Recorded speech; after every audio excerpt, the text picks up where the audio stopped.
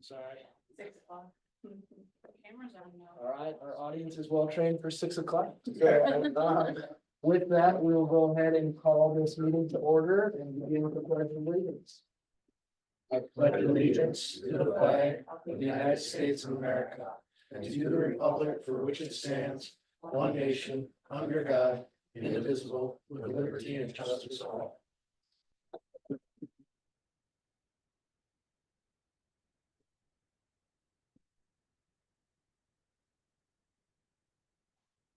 All right, we will start with roll call. Brent. Here. Guy. Here. Ken. Here. Nate. Here. And Jeff is here. Do we have public comment? No, we do not. All right. Well, let's dig in then. So in our packet, we were provided with the board meeting, the minutes for the July 17th school board meeting. Do I have any questions or discussions? All right, with that, I will take a motion to approve those minutes. I'll put a motion to approve last month's minutes. There was a motion by Ken. Do I have a second? I'll second it. And second by Guy. All those in favor, vote aye. All those opposed? All right, we will take a treasury report. The normal documents you have here, but it's 1 month of information is really not a lot you can see for this year. The biggest thing is that the auditors have just finished last week, they're here for 3 days. We'll get their information and the journal entries in the next few weeks probably. You have to have them by the end of this month because there's a report I have to file with the DPI by the end of this month, so by next month, we'll probably all have an idea of where we stood for last year. Before the next month meeting or? Probably at the next board meeting, I'll tell you. I could let you know earlier as soon as they get us the final journal entries, but then we'll we'll know. We're expecting a deficit, not sure how large it was, but it's evidence of why we need to look to go to our final. Okay. All right, any other questions for Mr. Bird? All right, well, I will take a motion to approve or to accept the president's report. If I'll put a motion forward to accept the treasurer's report. A motion by Ken, do I have a second? I'll second it. Seconded by Nate. All those in favor, vote aye. All those opposed.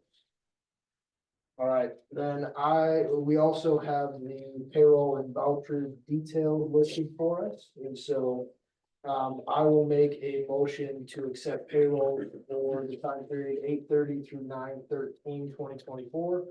Vouchers 426,490 through 426,661 and 2024-00001 through 2024-00048 in the amount of $496,575.07. Do I have a second?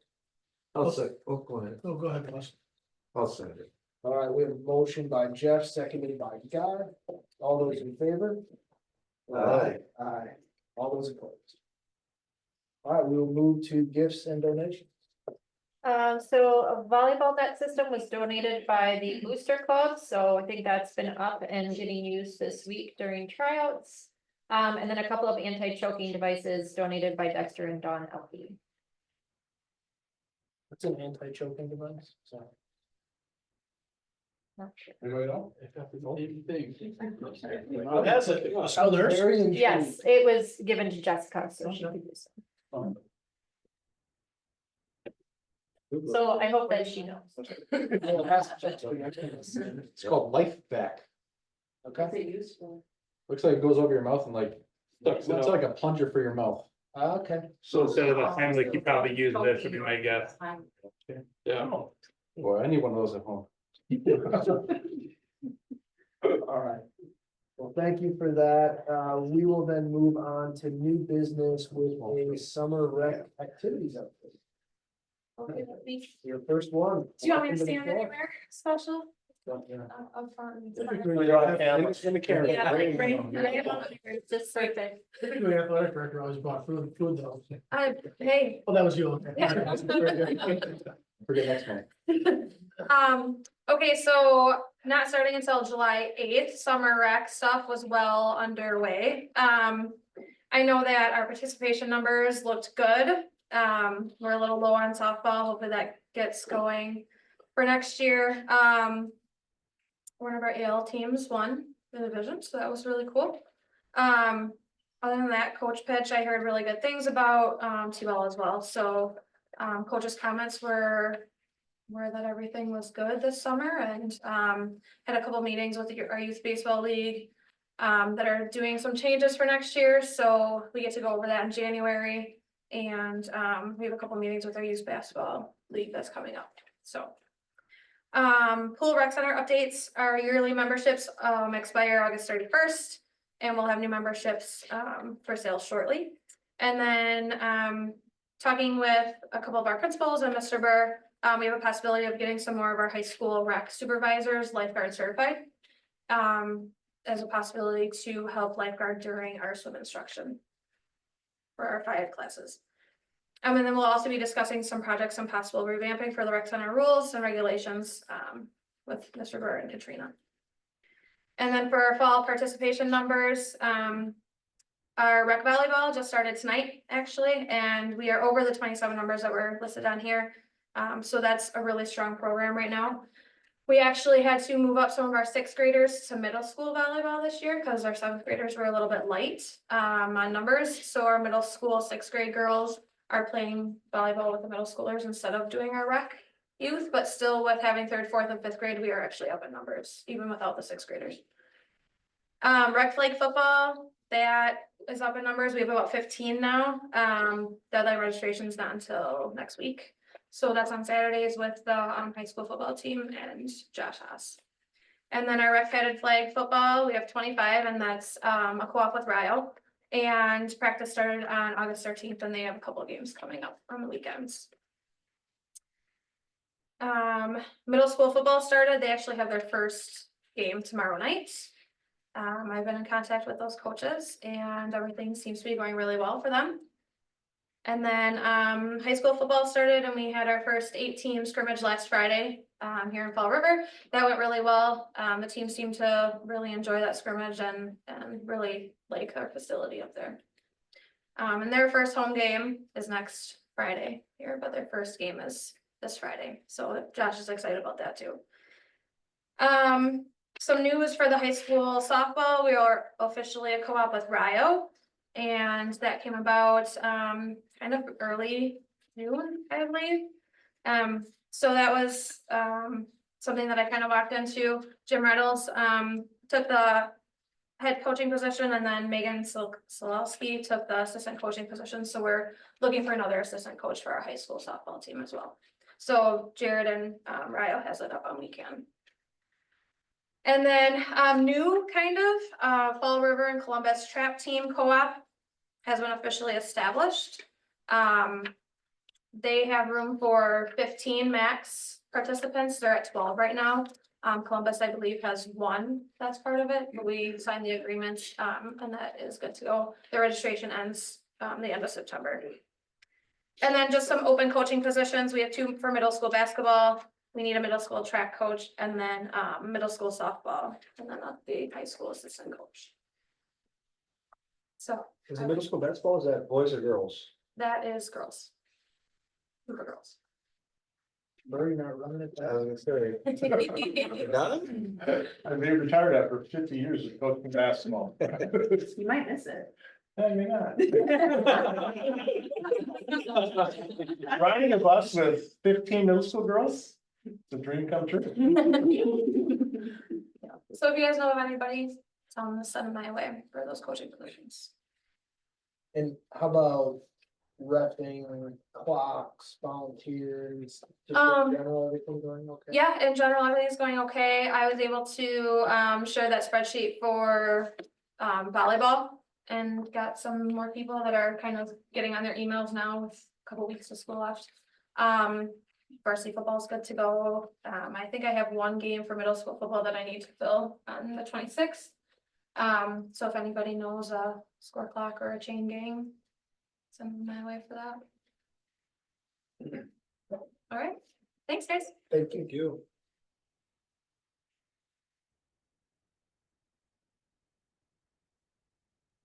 right, we had a late ad of an HVAC bid a couple days ago, so. Mr. Anderson, what did you say? So we did talk about this at building and grounds. It's one of the things that's on the but And didn't have to say it. should- Oh, okay, um. We're having trouble with the back controllers. About a third of the building we have to run manually now. Not as bad for air conditioning, cause if it's a few degrees up or a few degrees down, it's not the end of the world, but.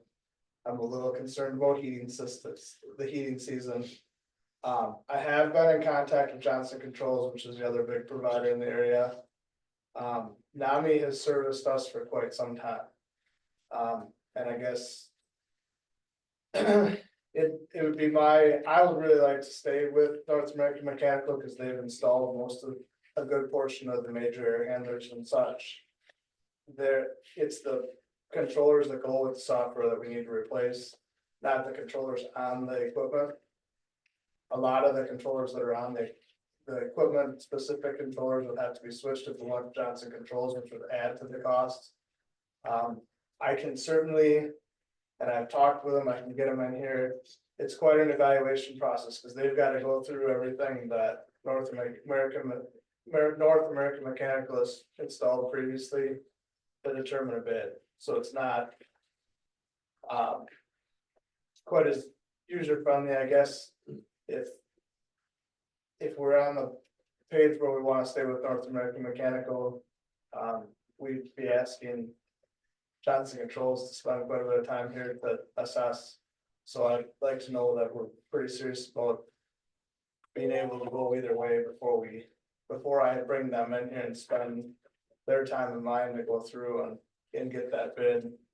From what I can tell, and from the people I've reached out to, the bid's reasonable through North American Mechanical. And I know this is part of some of the things we're talking about in the operational part of the referendum. But realistically, this is gonna have to get done regardless. To make our building operate efficiently and properly and make sure we have the right amount of heat.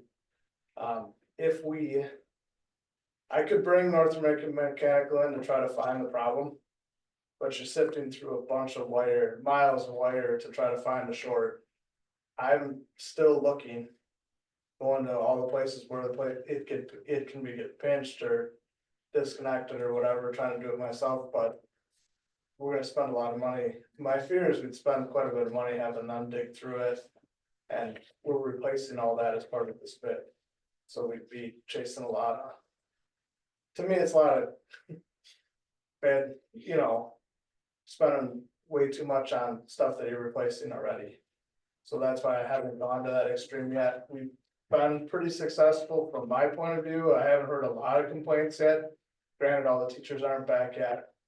But I've been doing pretty good on the rooms that the controllers aren't working to try to regulate it to a reasonable level. But it is a lot of extra work. The other problem with this is the equipment's 4 to 6 months out. Cause it's basically a custom build. So I guess what I was asking is the ability to go ahead and get the ball rolling with getting the stuff to get this replaced, and they can start while we're still in session.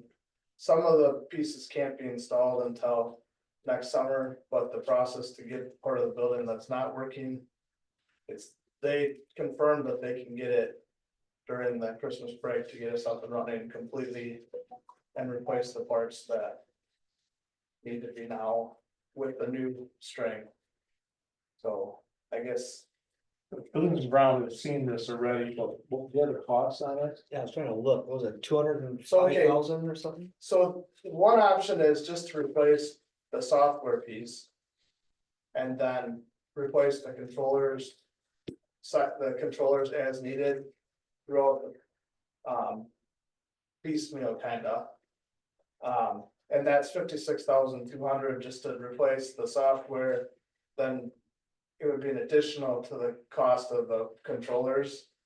Basically, what he said was, if you do the option one, you're essentially gonna pay the 56,000. But because of the cost, you're gonna pay almost exactly the 200,000 for the entire building. Because by doing it piecemeal, you're doing a little bit at a time instead of just running all the wire, putting all the controllers in new. So there's option one is to replace the software, because the software is not calculating all the places either. So the software's not been supported in 7 years. So that's the other piece of this, that there's no updates coming for it. A lot of so there's calculations in there to try to keep the building efficient, so it runs at a different temperature, different percentage based on the temperatures outside. It's supposed to be calculated for efficiency. A lot of that's not working either. So it's not just a couple of controllers here or there, we got a building-wide issue. So the base one would just replace the software. That doesn't fix any of the controllers that aren't working. But we could replace, say, 4 controllers individually if we did it that way. Sooner or later, we're gonna have to change them all. So we've got it built in to the referendum piece question as the entire bid, right? Yeah. Cause it's cheaper in the long run. 199,700 would be cheaper in the long run, just to, if we did it and did the whole building, all new Cat 6 wiring. To all of the controllers, or condemn all of the old communication wire to all the controllers, so all of our communications would be new, all our controllers. Talking to the software would be new, and then the software would be new all at the same time. Which I think is the best of both worlds. You know, it'd kind of be like. I don't know, I had an analogy, but I lost it, sorry. I don't like the idea of, you know. And they go to a different style controller, and now you've got one that's not quite designed for your software. Is my fear. Not only that, but it'll probably cost us 40 to 50,000 more if we do a piecemeal as opposed to. Fighting off the entire project. So if we go this route. Where we do all of it and it's 4 to 6 months out. How does this winter look then? Like, how much time are you gonna have? Doing all this stuff manually all winter long? Or half the winter? Well. The goal will be that by the time winter rolls around, I'll kind of know, someone needs heat, I'll be able to open a valve. But for a third of the building right now, I look at it, I can't even tell what the temperatures are. So in terms of being able to have this, on the cold winter nights, I log in from home sometimes when I wake up in the middle of the night, you can tell the drafts coming in or whatever. I can't do that and know that we're in good, and I also don't get alarms for those rooms where the temperature readings aren't working. So that's my fear, is that we'll freeze something up and we'll have $30,000 worth of damage. I thought we gave approval for this last week or last month, just to go to ahead and order the stuff, because one way or another, we were gonna find the money to fix it. We talked about it, didn't make a decision yet. Yeah, we didn't make a decision. It was. You said it was gonna take 6 months to get, so I thought we probably should order it because it's gonna take a while to get. I think we were at that time talking about, we were gonna look at some other bids and see if there's a cheaper way. So we figured if this is the last month, if we're gonna do it, we better do it now. And you kind of said, they think they can have it by Christmas, so we decided tonight. Right. And so the recommendation of both administration and the building committee, I guess I should put word, is the recommendation from both administration and the building committee to go forward with the full purchase. Roughly 200,000. And that would be with non. Yeah. That would be with North American Mechanical. Yep, okay. And North American Mechanical has the preventative maintenance on the boilers and the chillers already. They've installed 60% of the equipment we're talking about. Yep. And they used to have a service contract for it all, except for we do a lot of that in-house now. So, given those two recommendations, any conversation for the dialogue? I think it's gotta be done. I mean, we have to do it. I'll make a motion and we get approval for it, whether for 200 and some thousand. 199, son. We've got a motion from Brent, to approve a roughly $200,000 purchase. And what was the amount? Oh, $199,700. About 200,000. Yeah. It's pretty close. Yeah. That's. So you All want- right, so we have a motion by Brent. Do we have a second? I'll second that. We have a second by Nate. All those in favor, vote aye. Aye. All those opposed. Bye tonight, Brian. Thank you, Brian. All right, we will move on to Start College now. So we actually are not going to do the Start College now. There was a misunderstanding. There was a student who was taking a course and Moraine Park had called Mrs. Liebenthal asking about whether or not we would be able to help them with the course, but it actually turned out to not be a Start College Now course, so there's no action needed on that. All right. Okay, obviously, we talked quite a bit about the referendum and referendum questions last month and gave the approval to come forward with specific wording. Mr. Bird, you want to walk us through this? Yes, I will. You have a number of things there that Andrew gave you. These came about noon today. We got these from Burrows and Brady, our bond counsel. I also put in a sheet here about what I learned about some recent school districts, Rio. They are going to operational referendum this fall. I talked to the new superintendent, Michael Hecky. I've gotten to know him a little bit, and he's been asking for some. And not recreate the wheel. He said, well, we've got a lot of stuff, Mike, we can help you get the same kind of material, so he's gonna do it too. They're doing 3 years for $2 million the first year, $2,550,000 the second year, $2,150,000 the next year. In 2022, they passed a non-recurring operational referendum for 1.65, so now they're going to. Partyville's going in the spring, they're looking at a capital referendum possibly, and then about a 900,000 non-recurring. They're doing a lot of community surveys, and in 2022, they passed an $850,000 recurring operational referendum. And a $520,000 non-recurring. They passed 2 different referendums. One was recurring, will stay on the books, and then they also passed 525 beyond that they'll come back every so many years to talk about. So that was unusual. Johnson Creek, they're looking at 2.5 for 4 years. Now this time non-recurring. In spring, they had a $3 million recurring referendum that failed. And Deerfield's also going this November, 5 years, non-recurring, 1 million the first year, 1.5 million the other years. They had a $500,000 non-recurring, they're going back again. So that's what's happening in some of our neighborhood.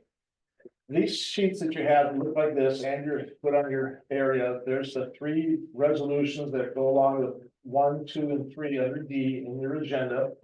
This helps get the resolution that you would pass, plus then this helps establish the language for the ballots. And so the first 2 are the resolutions for the first one is for the 850-year operational referendum. The second one is for the 9.85 capital borrowing. And the third one is then to put those on the ballot. So you need to pass, you can pass the first one or the second one.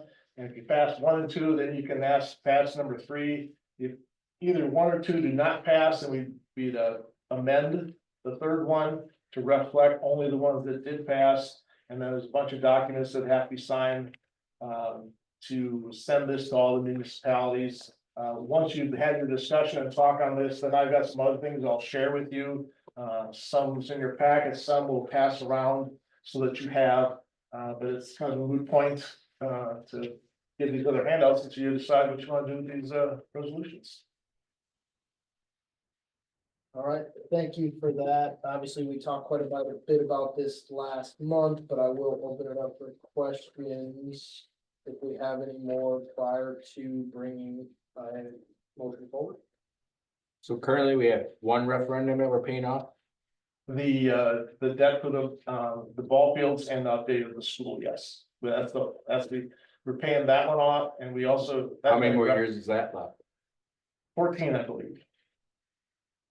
And we don't have another referendum question to pass. We do have a debt that we borrowed $375,000 to finish the ball fields. I forgot what the exact amount that's left on that, but there's about 7 years left on that. And that's like 40,000 a month that we We pay paid 43,000 approximately per year per on year. that, yeah, those are always per year.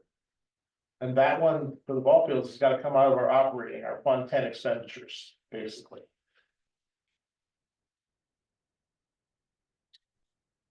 All right.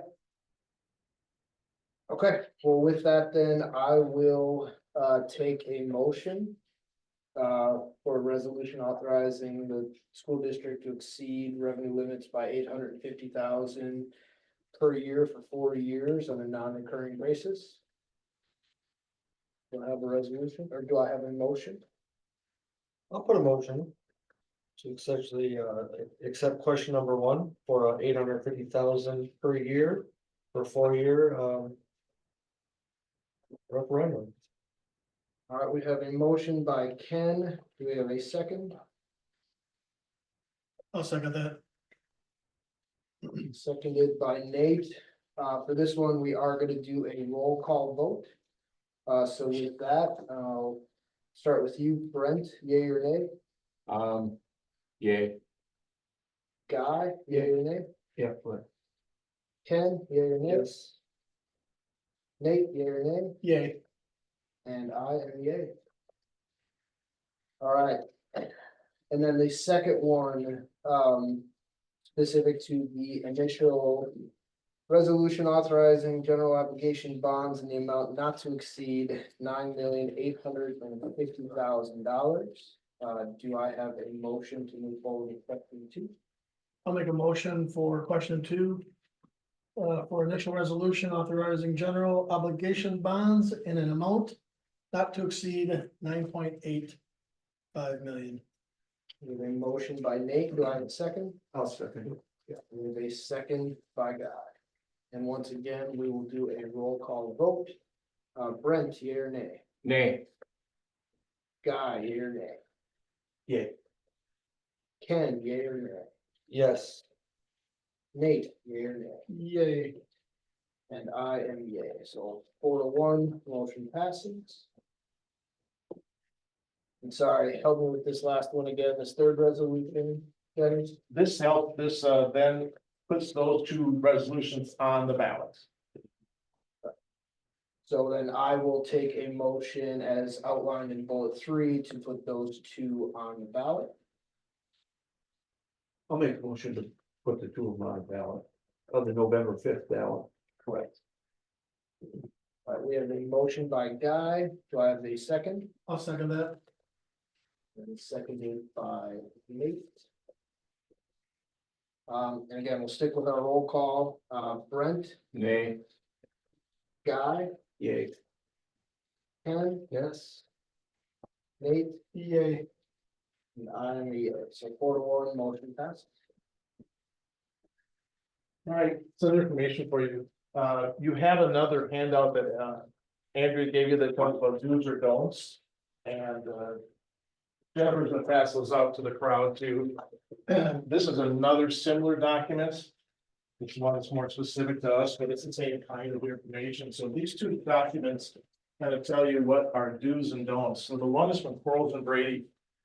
That says use of funds for referendum materials. We cannot use school district funds to promote this. B, permissible use of district funds for informational materials. We can produce funds, we can produce things for information. We can't produce things to promote this. We have to distinguish between those 2, so you can read through that a little bit. Third page talks about board members can speak freely in favor or against the referendum. It's probably good when you speak for it or against it. This is my opinion. I'm for this, I'm against this. This is my opinion, I'm not speaking for the board. Especially the board president should probably make that clear. Anytime somebody asks you, you say, here's my opinion. Here's how I voted, here's what I believe. But you should probably clarify, it's in bold print there in the 3rd page. You should probably just make that clear. There's much more limitations on me. I probably have the strictest rules of what I can do or not do because I'm employed full-time as a district. So I have to be very careful about, I'm strictly giving information. In no way can be sure that Dennis is saying you should vote for this. I really can't even speak as a citizen, though I can vote for this as a citizen. I really can't speak as a citizen because I'm a full-time employee of the district. And then there's stuff about the fourth page about committees. You know, I want to just read through that a little bit about, I think we'll probably find some people who would like to do a yes committee possibly. There might be some people who do a no committee. We don't know about that. So anyway, that's probably a nice little handout for you to have. And then I have the one that I just gave you. This is one I'll give to staff. When we meet next Tuesday in our opening second day of meal service, I'll go through this with them. Make sure they understand what they can do and what they can't do. And a lot of people will come to staff and they'll go to a teacher and say, hey, tell me what's going on out there. Why do you need the money? What would you do with this? So I have a whole bunch of things here that they can and cannot do. I'll go through this in detail with you, but you have it. It'd be good reference for you. But this is not just for staff, but it also does apply to you. This is more specific, but Pearls and Brady has some very generalities. This one is a little bit more specific, and I pretty much just erased my last district when I did it there and put this on now, so it's not ours, but it's the same kind of stuff. What we can and cannot do. It'd be nice just to be able to reflect on that and know what's possible and what's not possible. Then in your packet, you did have this sheet that talked about completed projects. This is one thing that you will probably show during the referendum meetings to say, we've been trying to be responsible and try to take care of the needs, because often it comes up, well, why didn't you fix all these things with the money you have? And we try to say, well, we did a number of things over the last 4 years, but we were not able to get everything done that needs to be done. And it's interesting, the bottom 5 on this list, there's a, let's say, an infamous spreadsheet that was kept about all the projects that were being done and how much they cost from the last referendum. And there was 10 things on the bottom that the spreadsheet said, there's no money for these, we aren't gonna get those done. 5 of those you'll see on the bottom of this list that we have done over the last 4 years. So from that last referendum, there was 10 things that didn't get to be done. We did accomplish 5 of those. The other 5 were actually on our list of what we wanted to do with this referendum. So whatever the last board 6 years ago said, these things should be done. Well, if this passes, then all of them should be done, plus the other things that we have talked about. So try to get people some information. We've been taking care of a lot of things. There's just not enough finances to take care of everything. The next one I'd show you is this one. As we want to go around and talk to different communities, I did some data on the school board election, actually when Brent and Nathan got reelected this spring. This is the different municipalities, of which there are municipalities in that school district. And this is the percentage of the district that they are. Like, for instance, the village of Fall River is 53.3% of our district in equalized value. Town Fountain Prairie is 34.2%. You see the percentages for the others. Then you see out of the 669 votes that were cast for the school board election, this is how many votes were given in each of those municipalities. That leads us, as we try to think about a road show of going around to different municipalities, I probably would not go to the bottom 4. Their township is either all members of other school districts or there are so few voters there. The same thing could be with Otsego. I mean, if I call them up and say, there's no Fall River residents on our board, you're not gonna be talking to anyone from Fall River, right? We don't want to go someplace where we're talking to people from Rio or Columbus or Beaver Dam. We want to go to places where we're talking to people who would actually be voting for this referendum. So I probably would go to the top 4. And the last handout is a draft of what that schedule might look like. Now, I haven't called any of these, and I haven't got any set in stone, because I would be a little presumptuous to call these yesterday and say, hey, can we come talk about a referendum that our board has not passed yet? So none of this has been scheduled. But based as I look at when these different boards meet, this is probably what my schedule would be. Any administration, staff, board who would like to go to any of these, by all means, they'd be absolutely welcome. We for sure are going to start with the Tuesday the 27th all staff meeting. Then the township, village, probably talk to the chamber if they have me. The first community engagement session would probably be Wednesday, October 2nd. in the evening, when I check the schedule, and there's no ball games or meetings of any kind. Probably the VFW. Another township, Savannah Oaks board meeting, if that may be a possibility. There might be others we can go to too. This is not a comprehensive list. Town of Fountain Prairie. And then having more of the community engagement sessions during parent teacher conferences. We thought that might be a time when people are coming as parents, coming into the conferences. Give a couple options, one during the day and one during the evening. So we give some chances for people to come here to hear, us go there.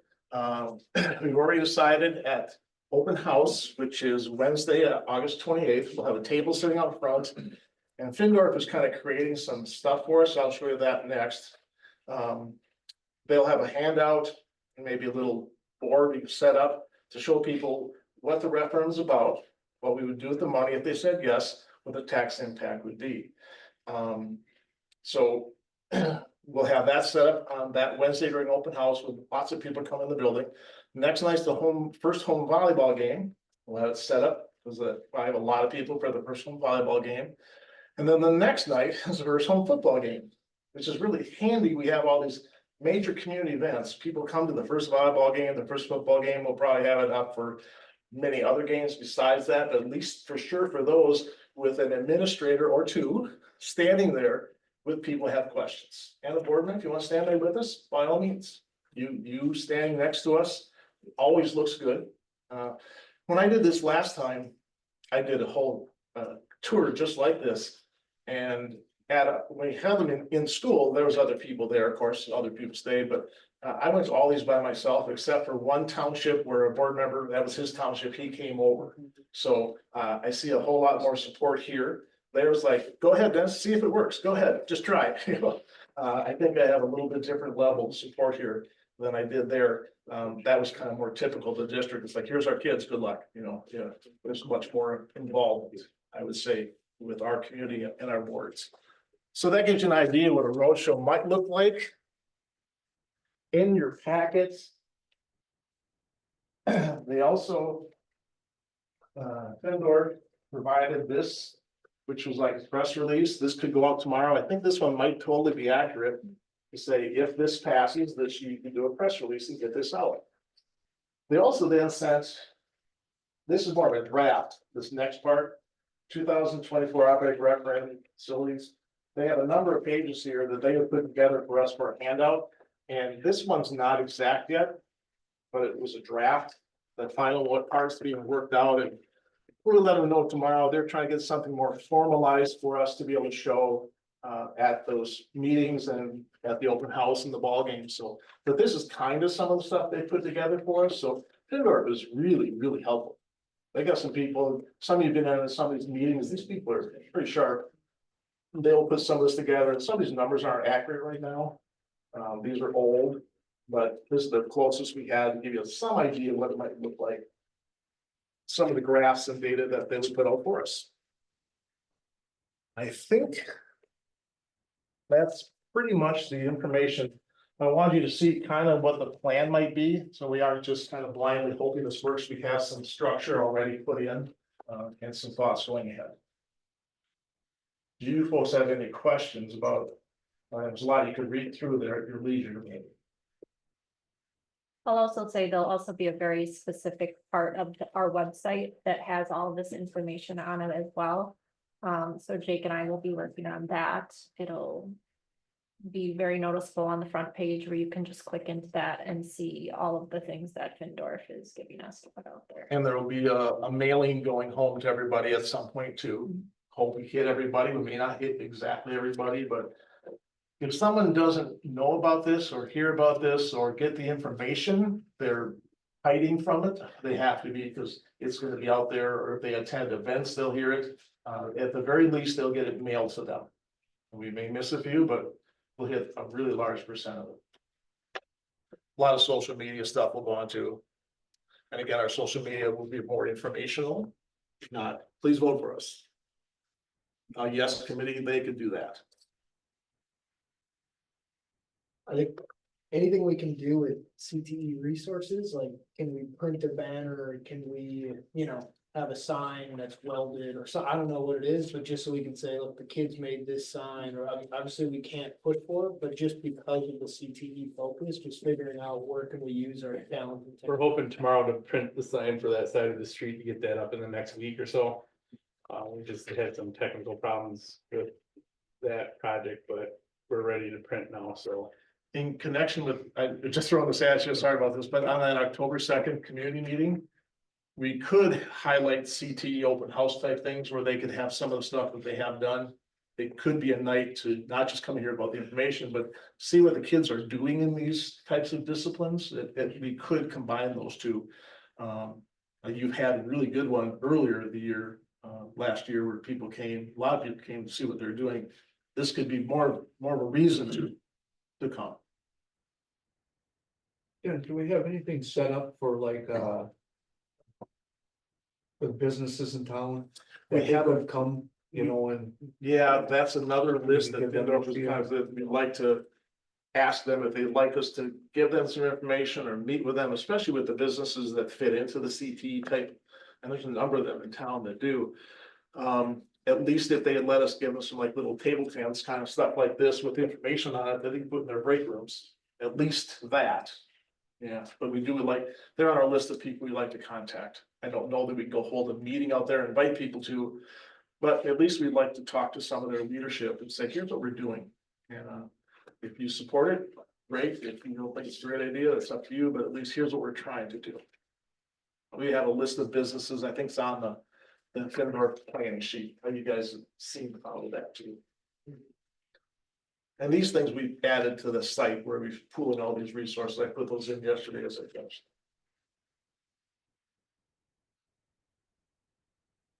Very intentional. Findorf was really helpful with being making a very intentional plan going forward. They've been really good. So. Any questions for the peanut gallery? Okay. Andrea, administratively, we should all sign these before we leave here. Yes. All right, we will move on then to discussion and possible action of the track team co-op. So Abby already talked a little bit about that in her presentation. We support it wholeheartedly. Like she said, we currently have 12 Fall River students on our track team. We have one Columbus student at this point that would like to join us. We have historically in the past had students on our track team not from Fall River.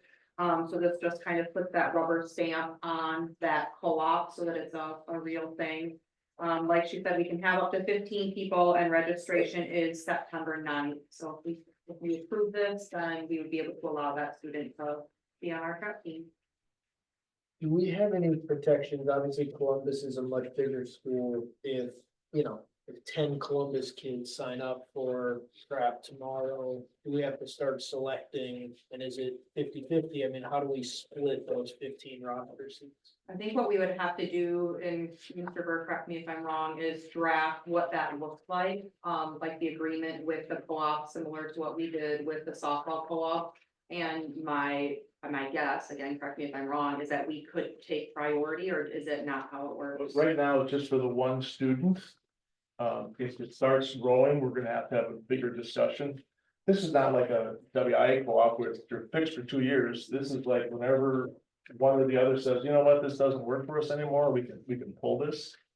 Okay. When we first, the track team started, they great, yeah, our kids are doing trap, and then someone said late last year, I think they're going to state, and they said the kid from Partyville goes, kids from Partyville. Hey, they're shooting with us, because they shot since they're little at the sportsman club with us. And said, I had no idea there was some non-Fall River kids, and well, they're a senior, they're graduating, okay. Just let them finish and they'll graduate, but now there's some other people who are finding out that track team, and probably should say, you know, just come to Fall River. Yeah, no, I Like that. I love it. I think we got a great thing going there. I just want to make sure, again, we prioritize. We have some flexibility. Awesome. All right, any questions or discussions on the track team co-op? All right, well then I will take a motion to approve the co-op with Columbus for the track team. I'll make the motion to approve the trap team co-op with Columbus. We have a motion by Nate, do I have a second? Second, Jeff? Second by Ken. All those in favor, vote aye. All those opposed. All right, how about a 6603 agreement with Columbus? So we do have, I, read it last month, I believe, we have a student who is at risk of not graduating this upcoming year. He is a Fall River student, he, open enrolled somewhere else, came back to Fall River, we've been working with him to try to get him caught up. Unfortunately, he was very far behind, and our goal is to try to get him to be able to graduate high school. Columbus does have a GEDO 2 program in which he can attend, and get all of the credits that he needs through the test and the program that they have and be able to graduate high school. I've had multiple meetings with mom, the student, and Mr. Crombie. He has met the requirements that we asked of him for us to be able to put this forward to you. And so I would like, if you're, agreement with it, to approve this agreement for us to send this student to Columbus so that he can work on his GEDO 2 program. He'll remain a Fall River student, so he'll be able to graduate with his class, but he'll be taking his coursework through Columbus's program. What does that look like? So does he just show up there at 8 o'clock? So mom is transporting him to school in the morning. Their program is a half a day program. He has to have it, he doesn't have to, but he's going to get a job. So that'll count towards his elective credits, and then as soon as he is done with the credits and has passed the tests for the core areas that he needs to pass, then he will in essence be done and he'll be able to walk then in May with his class. Is he in any extracurriculars and will that affect it? No, He could have that option since Yeah. he's our student though. and we did offer up too, because it is only a half a day program, that if he wanted to come back and take some electives in the afternoon, he could do that. At this time, he has not chosen to do that. And when I talked to the business manager over at Columbus, I thought they were being very fair on the price. I was pleased that they didn't gouge us in any way, shape, or form on this. And he and mom came in and signed an agreement or a contract with us, agreeing to all of, the attendance, following their guidelines and all of those things. So we went through that contract. I went through that contract with him and mom. And they did both sign that contract too, not that it's, If the contract isn't followed and they were to quit, do we still owe the money? yes. It's our responsibility to keep track of him, encourage him. And that's why, we had 2 students originally that I was going to be bringing to you. However, the other student did not follow the agreement that I had asked of him. And so we are not at this time bringing him to you. But I am still working with the other student, and so it's not like I'm, he had to do things for me, like his attendance, behavior, things like that, before I was going to even bring this to you, because it's a gamble. However, I do think that he will finish. I think he has the capability of finishing. If he doesn't, it's on me, because I had told him I would come vouch for him as long as he did the things that I had asked him to do. What happens if he doesn't finish? I mean, what happens if we say no? He's still our student, so I don't think he turned 18 until June. I'd have to look it up. It's late. He has a very late birthday. And so he would come back, and then it would count against us as a no grad. So as the principal, are you required to fill this out, or do you truly believe that it's not a gamble and he will be successful with this?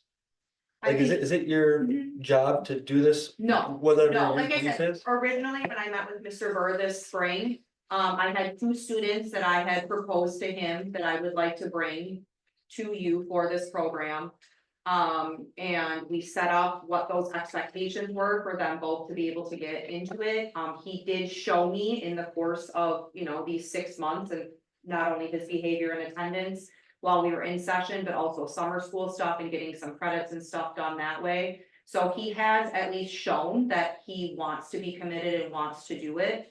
Whereas, like I said, the other student did not do that. And so I met with the other student and his mom and said, at this time, I cannot bring your name to the board for this program, because he did not show me at all that he wanted it.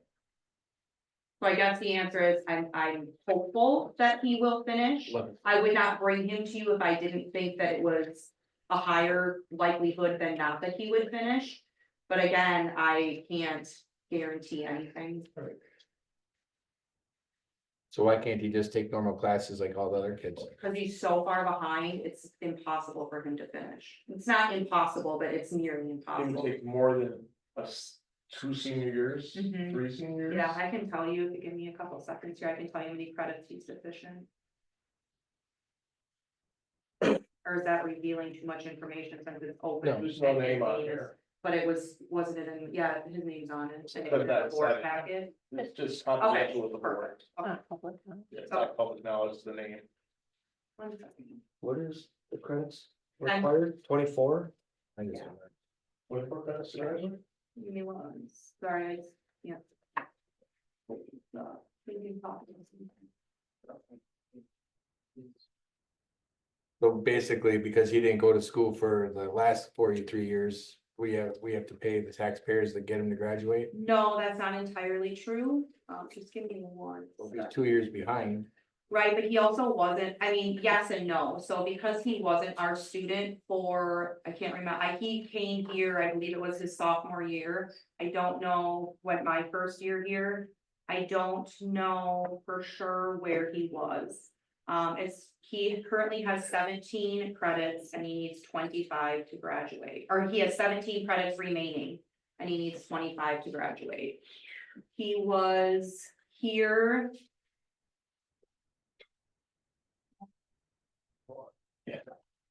He was here his freshman year, from what I can tell. And then, his sophomore year was when he was not here. Did you get any credits the year he was not here? The year he was not here, he received, I just wanna make sure I have this right. He was here first semester of his 10th grade year is what it looks like. And he received 2 credits that year, or that semester.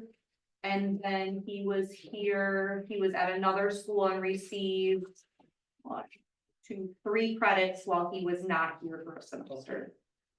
Good So, stuff. I mean, he started out his freshman year, it looks like he wasn't, term 2, his freshman year, he only earned 1 credit. His first semester, and then a half a credit his second semester, so he started out behind. So. Sophomore year, sophomore year, second semester, he earned 2 credits.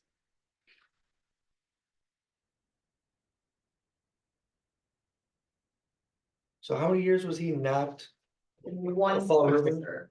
he was not here one One semester? semester. He lived in Fall River, all. Assuming Yes. he's going back here. Mhm, yeah. Yeah. He lives here. I mean, I guess the only question I have is. I'm a little concerned about this, but Mhm. it's almost gonna be impossible for him to make up the 17 credits needed to graduate. Through our Through program, our program. correct. How can we send him to Columbus and he makes these 17 up? So what the GETO program does, and we had it here in Fall River for I don't know how long, a year or 2. What they do is it's all test based. And so you go through, it's the core content classes, and you in essence test out of those courses. So you go through the lessons, learn the material with a teacher. And then you have to take, when you take the test, I don't know how many, I mean, some of you probably have done this before. You have to sit in a room by yourself, there's videos recording you, and you have to take the test and it goes through does it go through DPI or whoever their GETO, did you know? Whoever the GETO 2 program is through, so like, you can't take it at home, you can't cheat on it, you can't have anything in the room with you. So we would know if he did pass this, we would know that he had at least the academic ability to be able to finish. But understandably, we don't know about the social and responsibility pieces of what is also expected with a high school diploma. So if he fails them all, he's still not gonna graduate. Correct, but he's, So if he goes, can we send him, can he go to MATC and finishes the GED there? we would then pay for that, or like if for once he wasn't done and didn't graduate, we can, but then we also have to recognize that that hurts. Like it hurts our reporting through the state. The other thing is he did go to Columbus already this summer. And he did pass the reading and the math pieces, so he does have the prerequisites that are required academically for him to be able to pass. He was here at school, not truant. Last year was quite a behavior issue. This year, I can tell you, he did not have a ton of behavior things at all.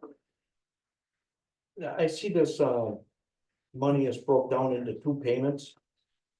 If, just for example, if the kid goes from September 3rd to January 1st, obviously he's gonna go the whole way. If he doesn't go, can we pay half the payment and then keep the other half?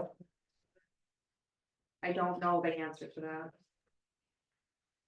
Then it says here that one half is due September 3rd and the other half is due Right. January 24th. And it doesn't say on there the total. Yeah, I didn't know if we could. My guess, if I had to make a guess, is that they're trying to coincide it with, when we get our state aid, isn't it? You're pretty close. Yeah, so it's close to Beginning of when, the semester kind of. so that it doesn't just hit all at once at the beginning of the year.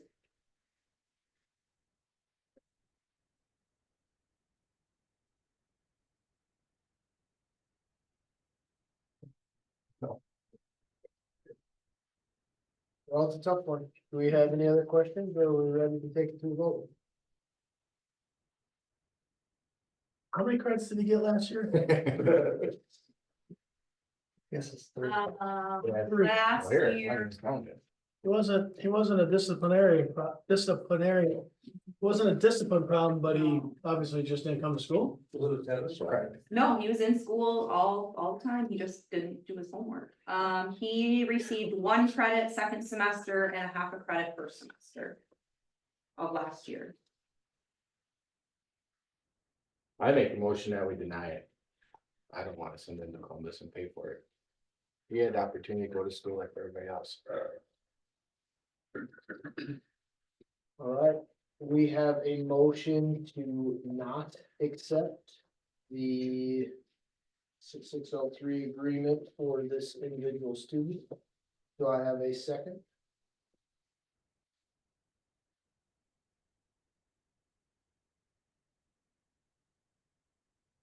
Hearing no second, do I have an alternate motion? I will put a motion to accept the 6603 for this individual. All right, we have a motion to accept the 6603 agreement. Do I have a second? I'll accept it. Or I'll second it. All right, so we have a motion on the floor to accept the student for a 6603 agreement. All those in favor, vote aye. Aye. All those opposed, Me. motion passed.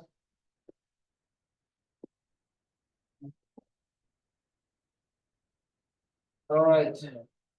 We will now move to adoption of the academic standards and curriculum. Okay, so we have a couple of things here.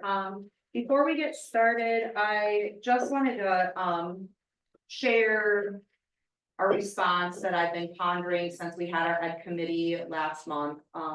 One of the things that I want to make sure that I emphasize to everyone is just like the importance of the curriculum and why we make sure that we have it articulated and why we go through and put the time in to come up with the curriculum maps, the learning ladders, the scope and sequence and all of that, and then why we bring those course maps to you all for approval.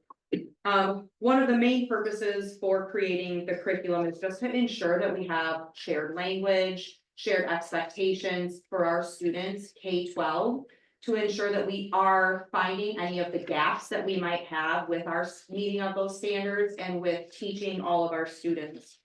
Our goal is to make sure also that we have high quality instruction and that our students are receiving that, and by having our teachers sit down and look at the standards, pull them apart, have collaborative conversations about why they teach things the way they do, but also what they teach, I think is really important to ensure that we're meeting, again, all of those needs of our students. We have to make sure that we're clear about what it actually means also to understand something and to know something and be able to do something, especially with our move towards standards-based rating. So one of the things with that being said, that I would like to bring to you for approval up here is, the course maps for middle school, high school, art, ELA, music, PE, science, and world language. We do plan to bring the rest of them to you next summer. They just were not finished yet because it is quite the undertaking to be able to get all of these things that we do on a daily basis narrowed down and ironed out. The curriculum maps that we gave you also still are not complete. The idea of creating curriculum and working through it is never really truly a finished process. We started a review process, or we will be starting a review process this year, where we will look at specific content areas every year so that we're not bringing all of these to you at once like we are right now for your approval.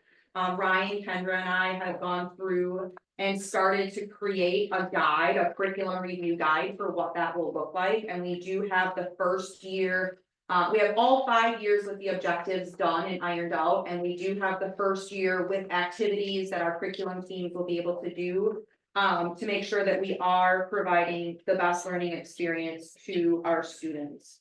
So the first thing is we would like to ask for your adoption of the academic standards, the state standards, as well as those curriculum maps or that curriculum for the art, ELA, music, PE, science, and world language that were presented to the Ed Committee last month. So I know I saw them as part of the Ed Committee. Do we have anything to show the board? I didn't see them in the back. No, I did not. Did we have them here last? No? Yeah, we had them. I think you all got them last Okay. month. Well, I don't think we gave them to the whole board, just Ed Committee. Yeah, that's a curriculum review process. Yep. Yeah. But I don't think we gave them all of the course guides, the whole board. Okay.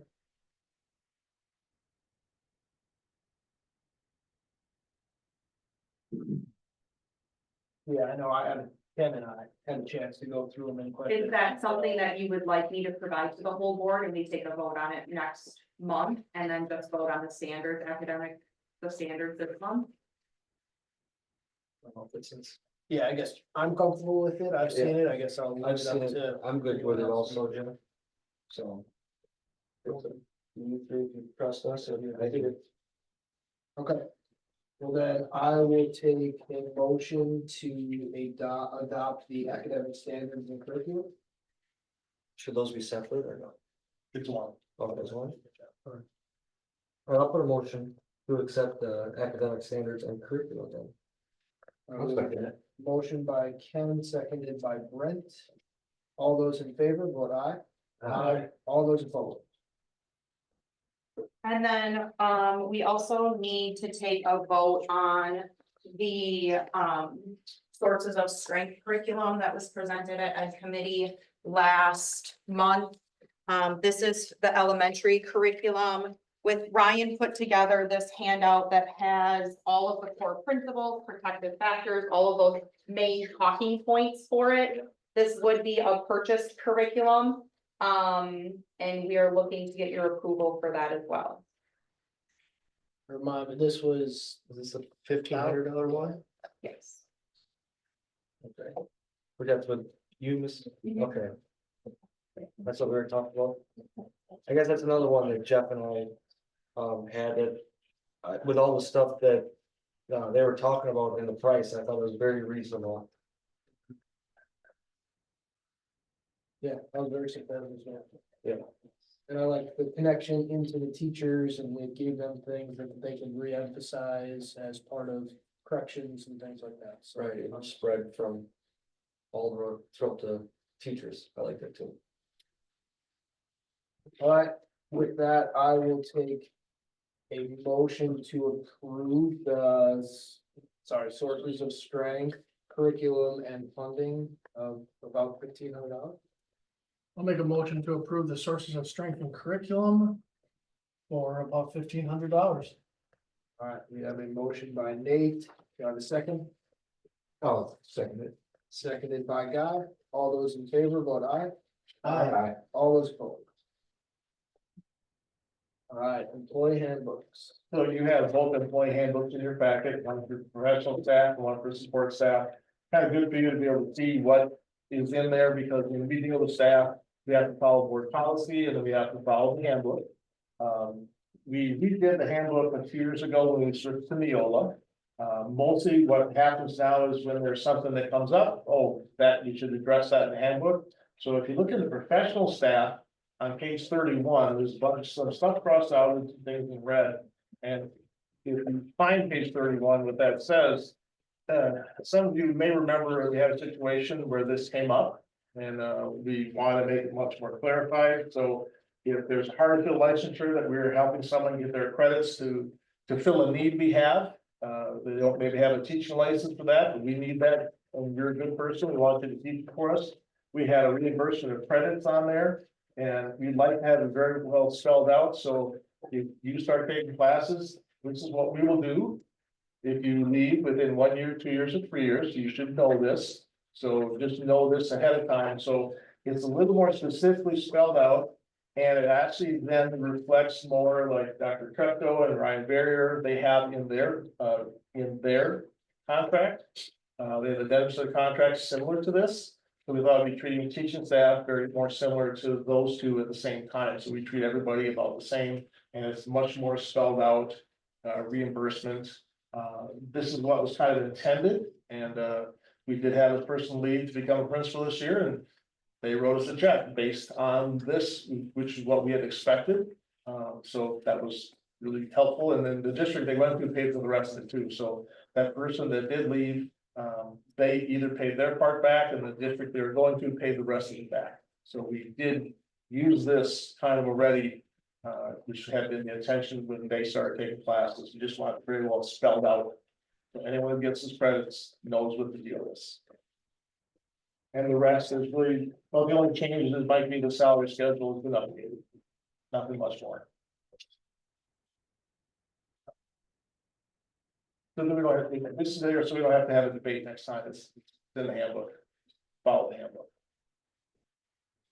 All right, I will take a motion to approve the employee handbooks. Both professional and. Sorry, the board staff members. It's up for the motion forward to accept both the employee handbooks. Motion by Ken, do I have a second? I'll second it. Seconded by Guy. All those in favor, vote aye. Aye. All those opposed. All right, now to the fun one, elementary and middle school. Right, so I have Ryan's elementary student handbook. There were only minor changes made to the elementary handbook. I added language, as did I, to follow the requirements for the new Title IX law that came through. And then he also aligned his dress code policy and to the policy that was similar to what we have at the middle school, high school, just keeping some of that language the same. What's the new Title IX policy? It's mostly how Title IX complaints are addressed. We have a person who now has been trained to be a Title IX coordinator, so if there's a complaint, they go to them, and how they now investigate it, the process changed. It really didn't change that much of, I don't think that changed that much about what was a violation or not. But the training now is also more spelled out. We have to have all employees trained in these new Title IX regulations. Anyone who gets a W-2 form from us, including coaches, substitutes, school board members. So we are having a training here on August 27th at 8:45 or 9 o'clock in the morning. We're gonna have all paid staff do it. And I sent emails to coaches and substitute teachers, said if you want to come at that time, you can do it right then. If not, I'll send you the link. It's actually posted on our website. I would give you the same opportunity if you want to come next Tuesday and just sit with all of us and watch it. It's 49 minutes in length. Otherwise, I will send it to whoever does not attend that day and ask you to say, Dennis, I watched this. You just email me back and tell me you watched it. And then we record that. But we were required to train everybody on how the process works. Could this all be shut down by a court decision? Yes. There's a court decision this week that in some states overturned this. And there are some schools in Wisconsin that are not affected by this because of a certain group with have members in. There's a handful of school districts where they don't have to abide by these new regulations either, but only a small handful. But it's possible that these regulations could be thrown out in a court case over the next year. So, isn't that something? Just question on the handbook on page 11, and it's really a high school comment more, but it's in the elementary. On page 11, where you say slippers are not acceptable, I mean, are we prepared to govern that, to define what is a slipper? Yeah, so when I added that to my handbook too last year, there's like a definition of it. I can pull it up, but yeah, it's the soft non-rubber sole, I think that's from a year ago, so I'm pretty sure that that's what it said. Okay, and I could care less. I just want to make sure it's not an Yeah. administrative burden of judgment calls. Right. What is a Yeah, I slipper? think if I remember correctly, it was something about a soft, non-rubberized sole, but Not a sandal. Correct. Boot post. yeah. Okay. Oops. Mhm. My slippers have rubber soles. How about Crocs? Chill, I know that's our fuzzy Crocs, you know, all right, we'll move on to high school. Okay, so the high school similarly, and if you kind of look on page 3, the Title IX language really didn't affect much of what we already had in the book. I'm gonna skip over some of the, smaller changes. If you do have questions about any of the things that were highlighted that I don't go over, by all means, please let me know. One of the first things on page 6 that we talked about was the educational technology. Mr. Hartman and I sat down at the end of last year because he wanted this explained or laid out just a little bit more with regards to including language about charging students if they're not returning loaners, because they do check them out with the library and then they're responsible for that. So that language, and we had it in there already, it was just we cleaned it up and made it a little bit more specific. I also have a handout for all of you for the electronic devices and cell phones piece. I know we got into quite a bit of discussion last month regarding this.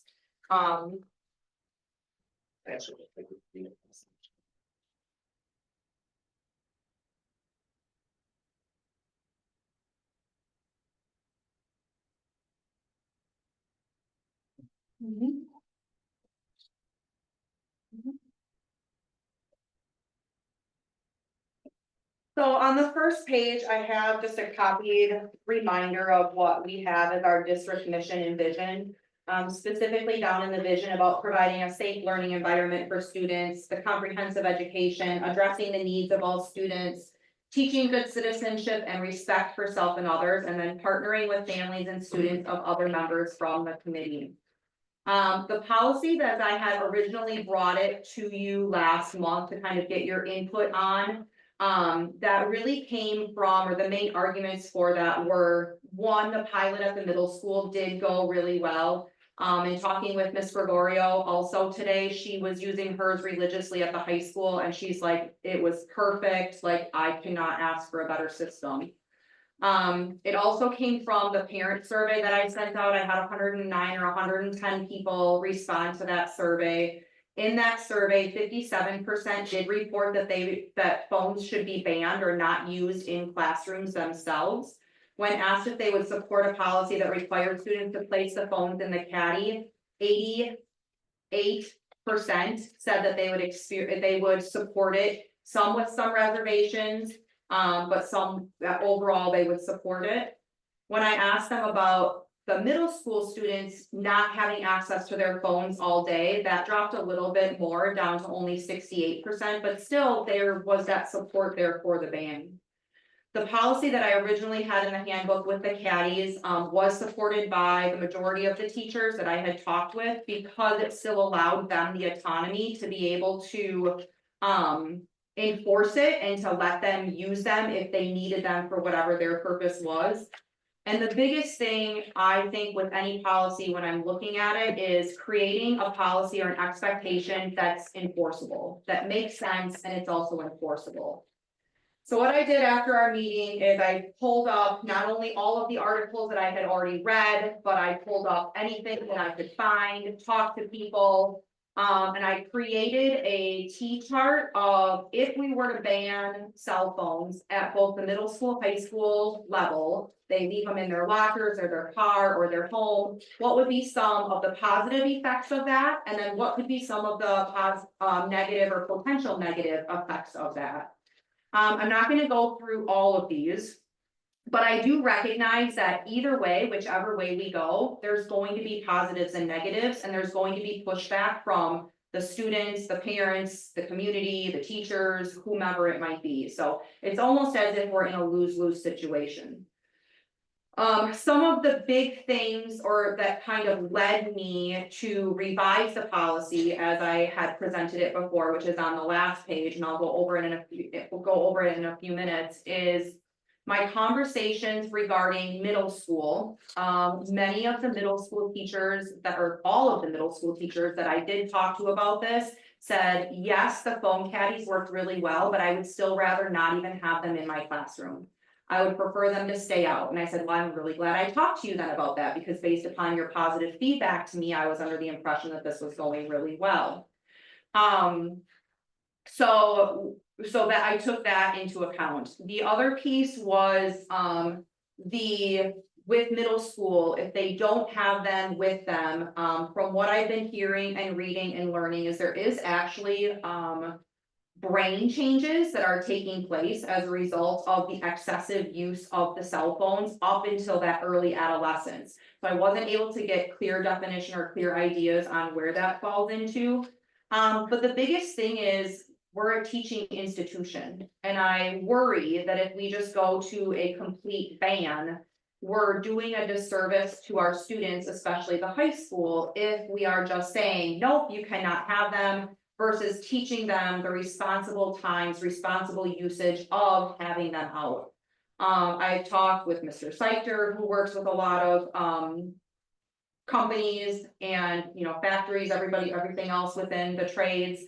I had the opportunity this summer to talk with friends and relatives who are managers of people, and it sounds as though their biggest frustration for their workers right now is that lack of control and that lack of appreciation or respect for when is it appropriate to use them and when is it not. So I did put in a revised policy that's not currently in the handbook that I was shared with you, that separates and has different expectations for middle school and high school students. Again, my biggest thing is I want to make sure that I have a policy that can be enforced. One of the things that I worry about, while there are positive effects of banning them completely, both during passing time, lunch, breakfast, all of that, is that ability to hold students accountable to that and to be able to enforce that as a policy. The last thing that I want to do is put down a blanket policy and then have to backtrack on it. I also would like to try to do this in more of a progression, whereas we went this past year from simply, you know, teacher discretion, some classes they were out, some classes they weren't. To all of a sudden going cold turkey, absolutely no, nothing, because again, we have many stakeholders. The students are a part of our stakeholders. Like, I don't need a complete revolt out from them. Would prefer to not have a complete revolt from my teachers. I talked to several high school teachers, albeit not all of them, and not a single one of them asked or said that they would be able to support a ban of the cell phones completely in the classrooms of the high school, rooms. It was everything from, again, the teaching of the responsibility to if students get things done, it helps them, they can pop music in and work on, other things or do, work. Mr. Keller talked last month about just the accountability of having them in the caddy. I know Mr. Syker has talked about students need to be able to take pictures of their projects, so the high school teachers use them in ways that I would argue are responsible ways, or helping to teach the students how to be responsible. I think I, as the administrator, could get behind either the new policy proposal that I gave to you, or the policy proposal that was in the handbook, last month that I had, or it was in the packet this month, but I also presented last month.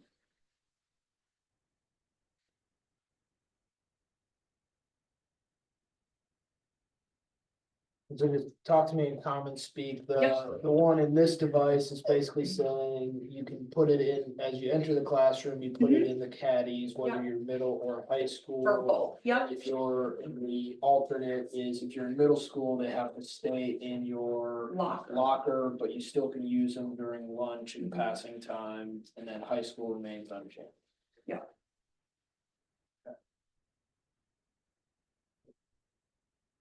That's a new proposal? The new proposal is that middle school would walk in, they would not have their phones on them at all. They were in their lockers or left at home. Whereas the high school would be, okay, if I have my phone, it automatically goes in the caddy. As the principal, I can easily monitor that because, I mean, we're creatures of habit. So if I'm going in and doing an observation and the kids are all walking in and they're not going in the caddy, I now need to have that conversation with that teacher about why that's not happening. Which one do you want? You're the one enforcing it.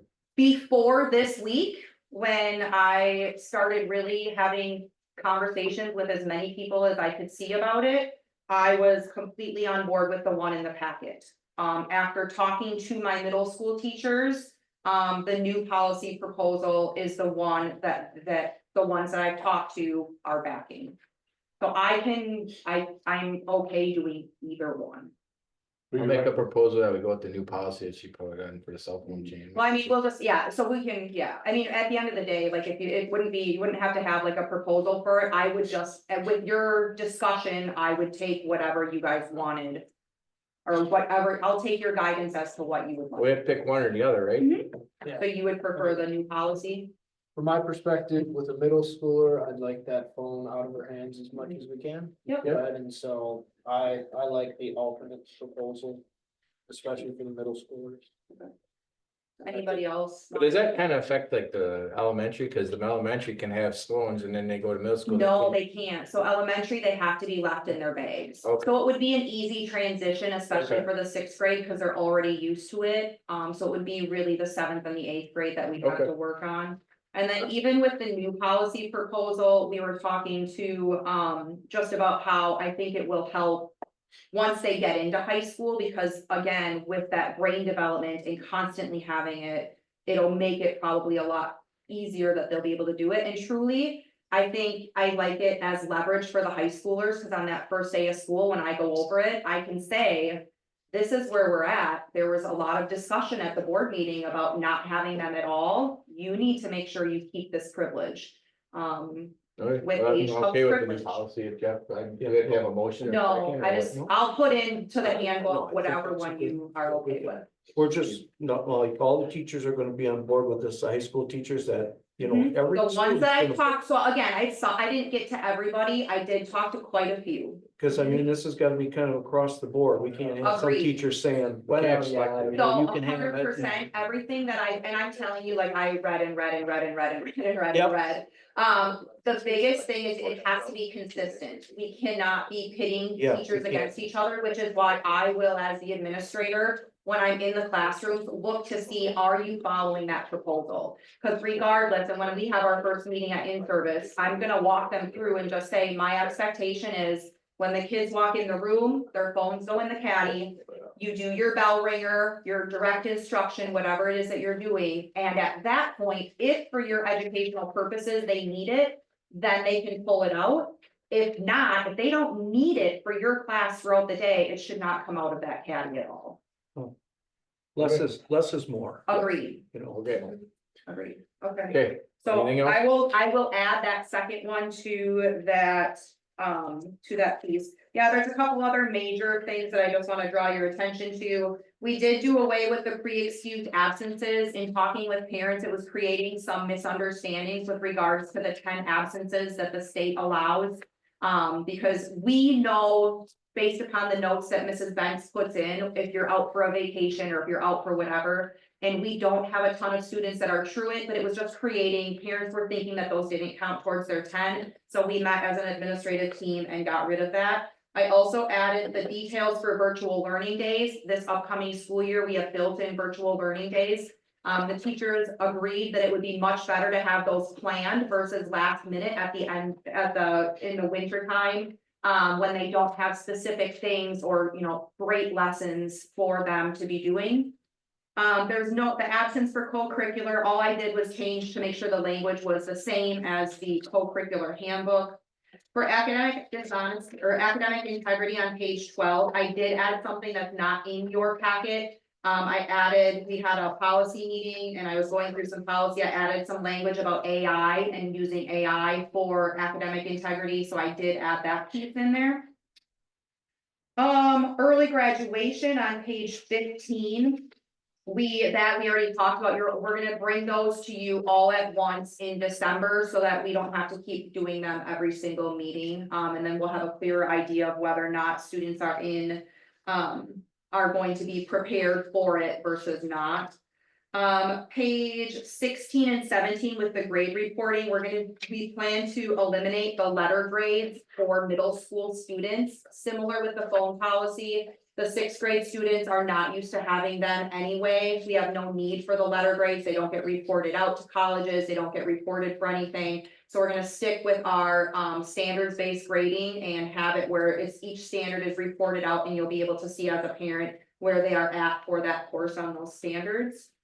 And then the last thing that we added that might be of importance to you is page 23. We've had some students who sign up for Start College Now courses and then drop after the year begins and we have to pay for that. We didn't say that you will have to be charged, to pay us back for that course. We put may, because there are some extenuating circumstances. But if a student drops a Start College Now course that we're paying for just because they, are too overloaded or they didn't think about it, then we want to have just some kind of leverage for them to not do that because we're paying for it. One note, as you talk about the virtual learning days, you may remember for the calendar, we have a couple built-in virtual learning days. Which gives us then the more likelihood when it's a snow day, it's a snow day. It's not snow day and now we gotta figure out how to do virtual learning day. So that makes it much more likely snow day is snow day. Go shove your parents' driveway. So question back to this Mhm. college, whatever. Start courses. College Now. What is that? Is that the METC courses that they can sign up and we have to approve it back in October? Is Yep. that the new? Yes. How much are those classes? I want to say 250, but I don't know 100%. Do you know off the top of your head? I think it's $250. About that. Is it, are we setting ourselves up if you say May? Versus I you don't just have know. a standard. Whenever don't we say do it- policy stuff, I think they encourage us to use the word may because there might be an extenuating circumstance that and now you're not held to it. The understanding is, yes, you will pay it, but by putting will pay, then I'm trying to come up with an example. Someone ends up really sick and can't do the class. we don't wanna add to their burden. Correct, it's a but it's no legitimate different than a reason. contract that a teacher has and they still can come to the board and the board can override it. So you have it, so they should just say shall pay it back and not, then if they have extenuating circumstance, then they bring it to the board if they really wanna push it. And then a board, because to me, it sets you guys up with the word may as discretionary and who knows which way you could go. I just don't like the word may. Mhm. That way, I mean, that's just me, I don't care how you do it. See, and I feel like it ties my hands less, and it gives me the ability to make that decision, cause they are kids. But if they're gonna take college courses, they should be able to understand that if they're gonna step into that realm of it, they have to pay it back if they decide to drop it all. Yeah, and that's your guys' decision as to what, if you want that changed. We can change That's it. my 2 cents. Is there anyone else that would want me to change that language of may to will? We kind of go by the NOAA policies on that anyway, don't we? This wouldn't be covered on that, that's not within our board policy. Correct, not that to my knowledge, yeah. I'm indifferent, May gives you the right to.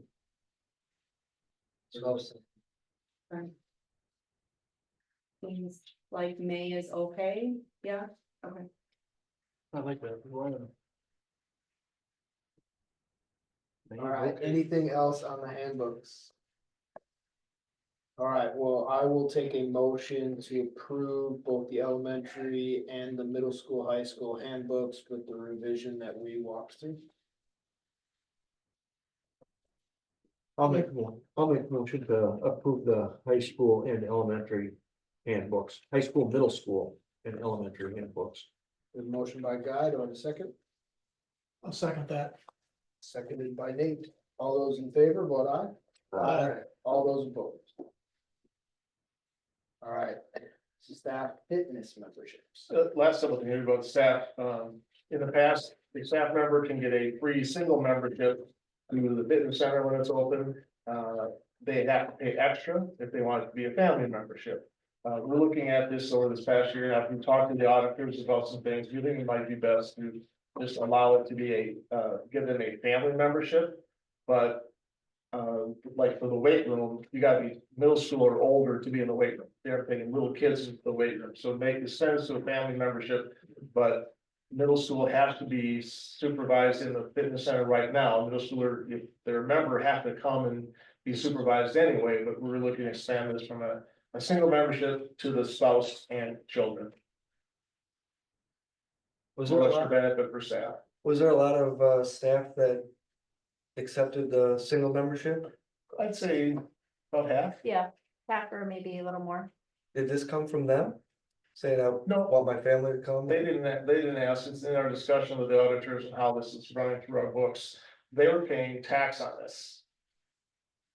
And, as we work with the auditors, they think doesn't have to be if we, make some little tweaks in our expectations, so. We just thought on our own that, it'd be nice for a spouse, kids to go along.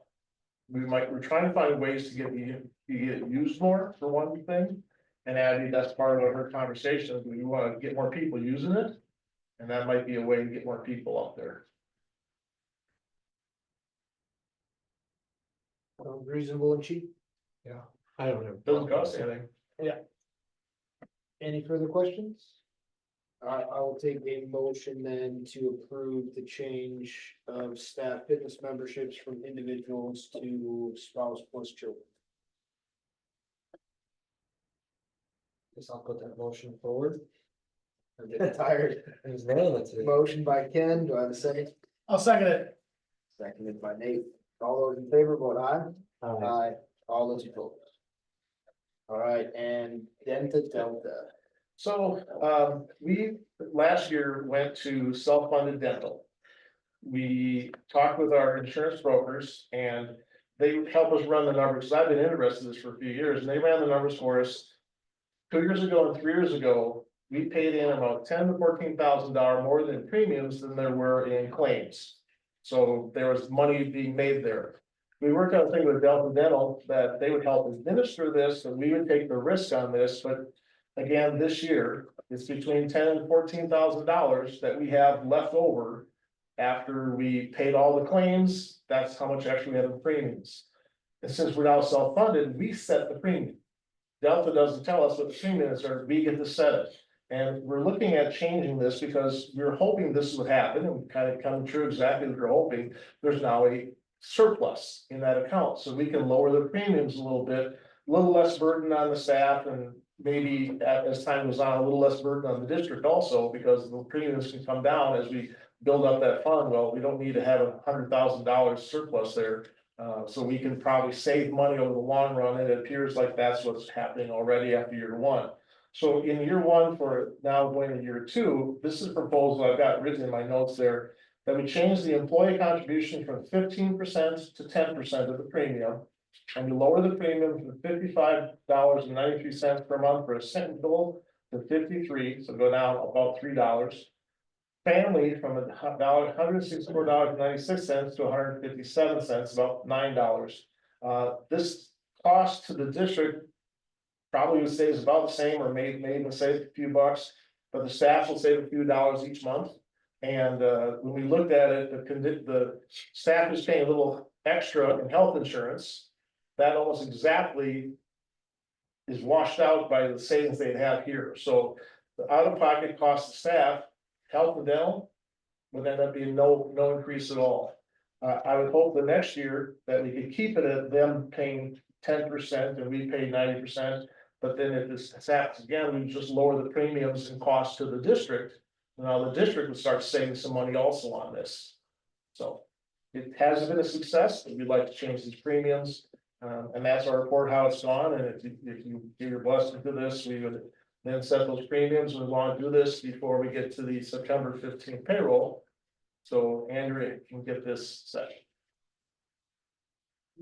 I will do employee watch comment. I will take a motion to approve the price change on Delta Dental. I'll make the motion to approve the price change on the Delta dental premium.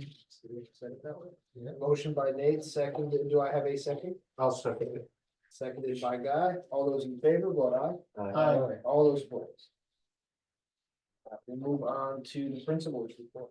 Principal. So, thank yous. I just want to make sure that I get this thank you to all of our staff who helped get our school ready for the start of this school year. Everybody from Abby and our, athletic coaches and our advisors for our extracurriculars. Our buildings and grounds crew, all of them, everyone from Brian all the way down to the high school workers. Our technology workers, not only Mr. Hartman, but his student workers that he has had. Our office staff has been amazing.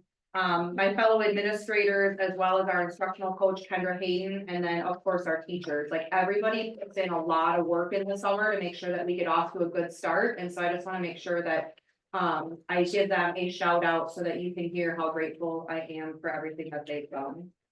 Positive. Middle school, high school right now, we are 100% staffed going into the school year again. So smile can't get off my face. Very happy about that. We did have one opening, we do have one opening right now for an aide at the elementary level for Ryan's spot, but we've had several applicants already for that. So we're hopeful we'll be able to still start all the way K-12 fully staffed.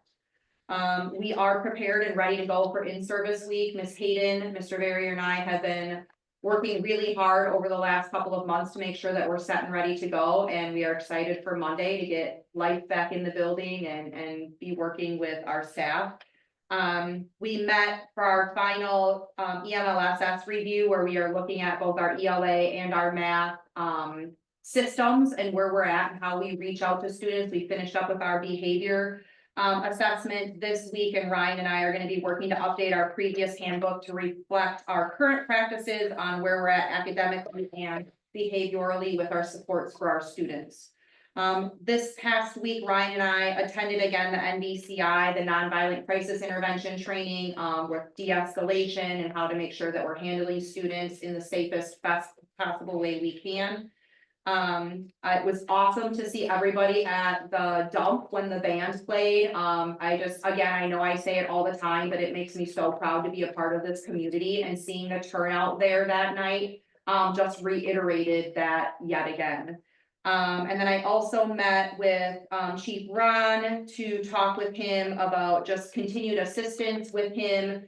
In our school building, as well as he's gonna help me work to address, not that it's a terrible thing, but, our truancy and our attendance, what we have going on.